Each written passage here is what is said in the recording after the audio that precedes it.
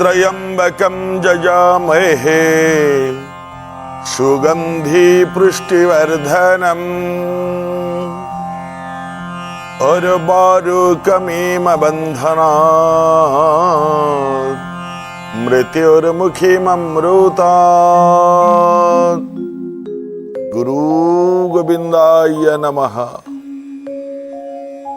प्रिय भक्त बंधु, प्रिय दर्शक बंधु, आपण माने अति भल पाउथिबा पवित्र साधुवाणी ये पवित्र परिसर को, ये पावन परिसर को आपण मान को स्वागत।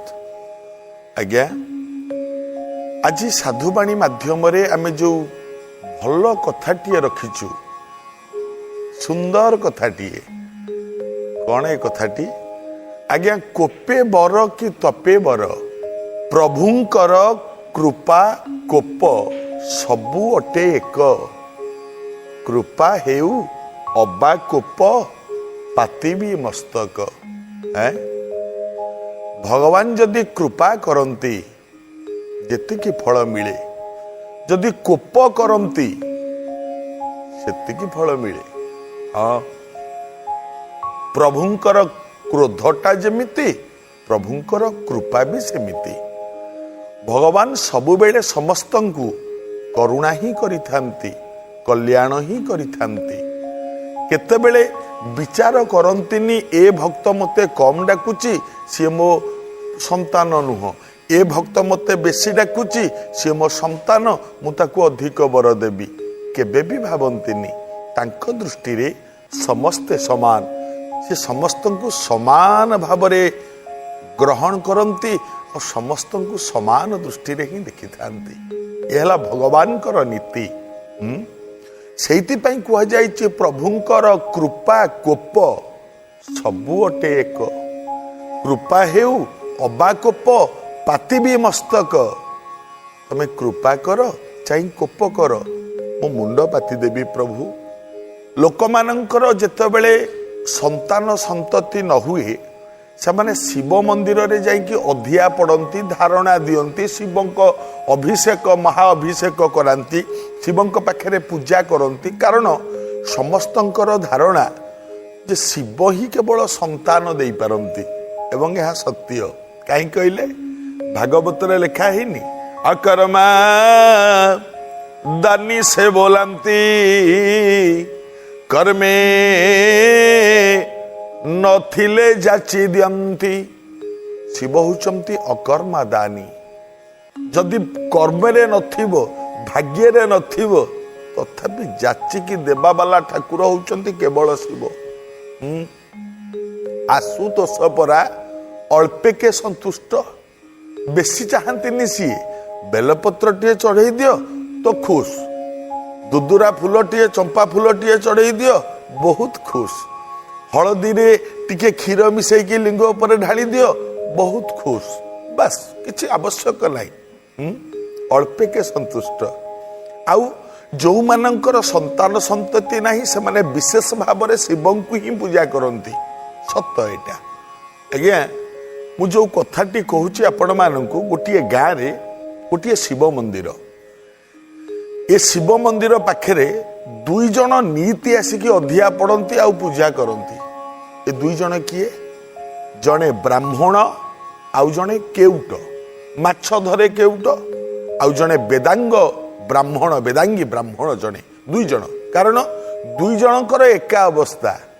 ये ब्राह्मणटीर पिला छुआ नहीं, किए केउटटीर पिला छुआ नहीं। उभय आसिकी शिवंक पाखरे गुहारी करती, अधिया पड़ती, ठाकुरे संतानटीए दियो, आम वंश रक्षा हो। उभय शिव शुणती। आज्ञा वर्षे गला, 2 वर्ष गला, 8 वर्ष 10 वर्ष गला, कहारी किछि हेलानी, किंतु एमाने पूजा करी चलीचंती। प्रत्येक दिन शिवं को गुहारी करती। महामृत्युंजय मंत्र पढ़ती ब्राह्मण।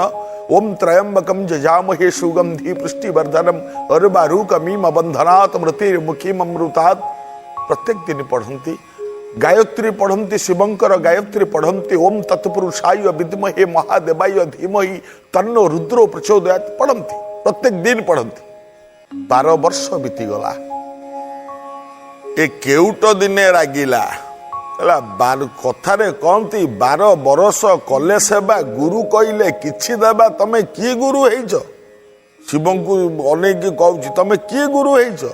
ମୁଁ 12 ବର୍ଷ କାଳ ତମର ସେବା କଲିଣି, କେତେ ପୂଜା କରୁଛି, କେତେ ଗୁହାରି କରୁଛି, କେତେ ଅଧିଆ ପଡୁଛି, ମତେ ପୁଅଟିଏ ଏପର୍ଯ୍ୟନ୍ତ ଦେଲନି। ହଉ ଆଜି ମୁଁ ଆସେ, ଆଜି ତମ କଥା ବୁଝୁଛି ଠାକୁରେ।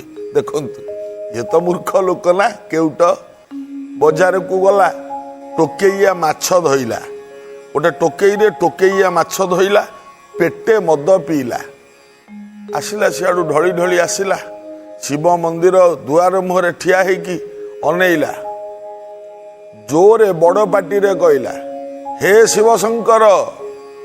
ଦେଖନ୍ତୁ କେଉଟ କହୁଛି 12 ବର୍ଷ କାଳ ତମକୁ ପୂଜା କଲି, ତମକୁ ସେବା କଲି, ତମର କେତେ ନୀତି ନିୟମ ପାଳନ କଲି, ତମେ କଥା ଶୁଣିଲନି। ଆଜି ଶେଷ ଦିନ, ଆଉ ପାରିବିନି। ଆଜି ଯଦି ବର ଦବ ତ ଦବ, ନହେଲେ ଏଇ ଯୋଉ ଟୋକେଇରେ ମାଛ ଟୋକେଇ ଆଣିଛି, ମାଛକୁ ତମରି ଲିଙ୍ଗ ଉପରେ ଢାଳିବି। ମଦ ଖାଇଛି ଆଜ୍ଞା, ମଦ୍ୟପି ଯେ ନୁହେଁ, ମଦ ଖାଇ ଧର୍ମ ଅଧର୍ମ ନ ଜାଣ ହିଁ ଅଛି କି ନାହିଁ, ନିଜ ଦେଇ କିଛି ତ ଜାଣିନି ନା। ଟୋକେଇଟା ଧରିକି ଯେତେବେଳେ ଭିତରକୁ ପଶିଲା, କେଉଟ ଶିବଲିଙ୍ଗ ଉପରେ ଟୋକେଇଟା ଢାଳିବ। ଶିବ ଚିନ୍ତା କଲେ, କହିଲେ ନାଇଁ ଇଏ ହବନି, ଇଏ ମାଛ ଟୋକେଇଟା ଆଣିକି ଏଇ କ୍ଷୀଣା ମୋ ଲିଙ୍ଗ ଉପରେ ଢାଳି ଦବ, ମୁଁ ମାରା ହେଇଯିବ ମୋ ଲିଙ୍ଗ, ନାଇଁ ହବନି। ଶିବ ମନ୍ଦିର ଭିତରୁ ଥାଇକି କହିଲେ ଢାଳେନି ରେ, ଢାଳେନି, ମାଛକୁ ଢାଳିନି ମୋ ଲିଙ୍ଗ ଉପରେ, ଯା ଆଶୀର୍ବାଦ ଦଉଛି ତତେ, କଲ୍ୟାଣ କରୁଛି, ତୋର 7ଟା ପୁଅ ହବ, ଯା, ଗୋଟେ ନୁହଁ 2ଟା ନୁହଁ। ପାର୍ବତୀ ପଚାରିଲେ ଠାକୁରେ ଇଏ କଣ ହେଲା? କହିଲା ନାଇଁ ସେ କଥା ନୁହଁ ଯେ ବ୍ରାହ୍ମଣ ନୀତି ଅଧିଆ ପଡୁଛି, ନୀତି ଗୁହାରି କରୁଛି, ଏପର୍ଯ୍ୟନ୍ତ ତାକୁ କିଛିଟେ ଦେଲନି। ଇଏ କେଉଟ 7ଟା ପୁଅ ତାର ହବ, ତାକୁ ବର ଦେଲ କଣ? ମାଛ ଢାଳିଦବ ବୋଲି ମାଡ଼ ଭୟରେ, ଅପବିତ୍ର ହବା ଭୟରେ ବର ଦେଇଦେଲ। ଶିବ କହିଲେ ପାର୍ବତୀ ଶୁଣ, ମୁଁ ଆକୁ 7ଟି ପୁଅ ଦେଲି, କିନ୍ତୁ ବ୍ରାହ୍ମଣକୁ ପୁଅ ଦେଇନି। କାହିଁ କହିଲ? କାହିଁ? ଶୁଣ, ଇଏ କେଉଟର ସନ୍ତାନ, କେଉଟର ଯୋଉ 7ଟି ପୁଅ ହେବେ, କଣ କରିବେ ଜାଣିଛ ନା? କଣ ନା, କିଏ ଡଙ୍ଗା ଚଲେଇବ ନଈରେ, କିଏ ଯାଇକି ଜାଲ ଧରିକି ନଈରେ ମାଛ ଧରିବ, କିଏ ଭିକ ମାଗିବ, କିଏ କାହା ଘରେ ଚାକିରି କରିବ, କିଏ କାହା ଘରେ ଯାଇକି ମୂଲିଆ କାମ କରିବ। କିନ୍ତୁ ବ୍ରାହ୍ମଣକୁ ଯୋଉ ଛୁଆଟି ଦେବି ମୁଁ ତ ଖୋଜୁଛି ପାଉନି।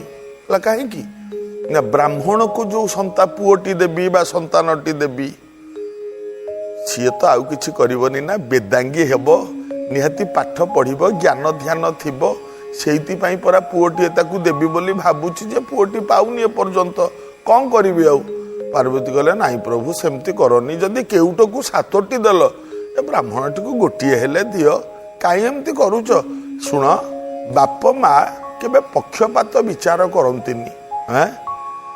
ଏ ବାପା ମାନେ, ଯେତିକି ମା ମାନେ ଶୁଣୁଛ, ଯଦି ତମର ପୁଅଟିଏ ଆଉ ଯୋଡ଼ିଏ ଝିଅ ଥବ, 3ଟି ସନ୍ତାନ, ଯଦି ରାତିରେ କ୍ଷୀର ଗ୍ଲାସଟା ହେଇଥିବ, ସେ ସରଟାକୁ ପୁଅକୁ ଦବ ଖାଇବାକୁ, ବାପା ତୁ ଏ ସରଟା ଖା। କାହିଁ? ଏ ଝିଅ ଛୁଆ ସର ଖାଇ କଣ କରିବ? ତୁ ଖା, ତୁ ପୁଅ, ତୁ ଖାଇଲେ ମଣିଷ ହବୁ, ବାପ ମାକୁ ପୋଷିବୁ। ଇଏ ଭଲ ନୁହେଁ ଆଜ୍ଞା। ପୁଅ ଝିଅ ଉଭୟ ସମାନ। ଆପଣ ପୁଅକୁ ଯେତିକି ଭଲ ପାଉଛନ୍ତି, ଝିଅକୁ ମଧ୍ୟ ସେତିକି ଭଲ ପାଆନ୍ତୁ, ନିଶ୍ଚିତ ମଙ୍ଗଳ ହବ। ବ୍ରାହ୍ମଣକୁ ପୁଅ ଦେବେ ଶିବ ଶଙ୍କର, କେଉଟକୁ ଦେଇଛନ୍ତି 7 ପୁଅ, ବ୍ରାହ୍ମଣକୁ ଦେବେ ପୁଅ। ଏଇଠି ବ୍ରାହ୍ମଣକୁ ଡାକିଲେ ଶିବ, ହେ ବ୍ରାହ୍ମଣ, ତତେ ମଧ୍ୟ ବର ଦଉଛି, ତୋର ପୁଅଟିଏ ହବ, କିନ୍ତୁ ତୋ ପୁଅ ମାତ୍ର 12 ବର୍ଷ ବଞ୍ଚିବ। କଣ କହୁଛୁ? ବ୍ରାହ୍ମଣ କହିଲା ଆଜ୍ଞା କିଛି ତ ନଥିଲା, ପୁଅଟିଏ ହେଲେ ହଉ, ସେ 12 ବର୍ଷ ବଞ୍ଚୁ ଆଗେ, ତାପରେ ବିଚାର କରିବା, ଆପଣ ଦିଅନ୍ତୁ ଆଗେ ପୁଅଟିଏ।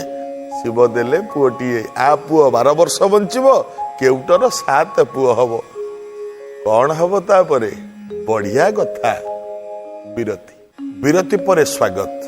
ଭଗବାନ ଶିବ ବର ଦେଇଛନ୍ତି, କେଉଟର ହବ 7ଟି ପୁଅ, ଆଉ ବ୍ରାହ୍ମଣର ହବ ଗୋଟିଏ ପୁଅ। ଛାଡ଼ି ଦିଅନ୍ତୁ କେଉଟ କଥା, ବ୍ରାହ୍ମଣ କଥାକୁ ଆସନ୍ତୁ।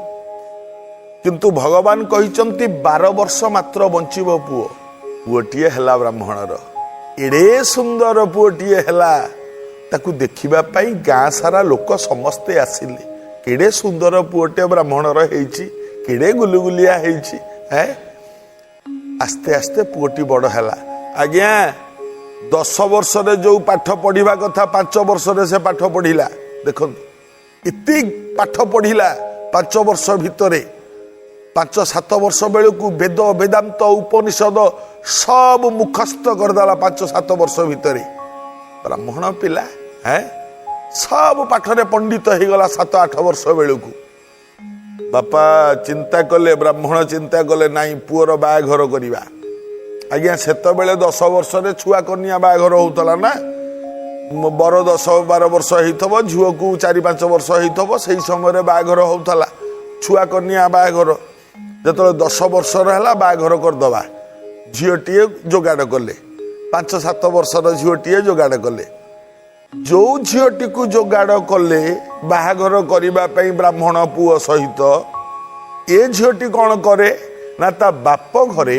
प्रत्येक दिन राति 4टारू उठे छोट छुआटीए ब्राह्मण घरर झीओ केते संस्कार देखंतु राति 4टारू उठिबो गाधेई सारी तुलसी चौरा मूल झोटी पकेइबो ताकू लिपालिपि करिबो झोटी पकेइबो तापरे मुंडियाटे मारिबो तुलसी मूल पानी टिके दबो से पानी टिके पाइबो संस्कार बाप माँ शिखैचंती छुआटी दिनरू एया करिबु प्रत्येक दिन एया ही करे आउ सुंदर पद्म फूल आंके झोटी रे सुंदर पद्म फूल सुंदर झोटी एम सब पकेइबो ए झियो बापा माने माँ लक्ष्मी प्रत्येक दिन बुलिबा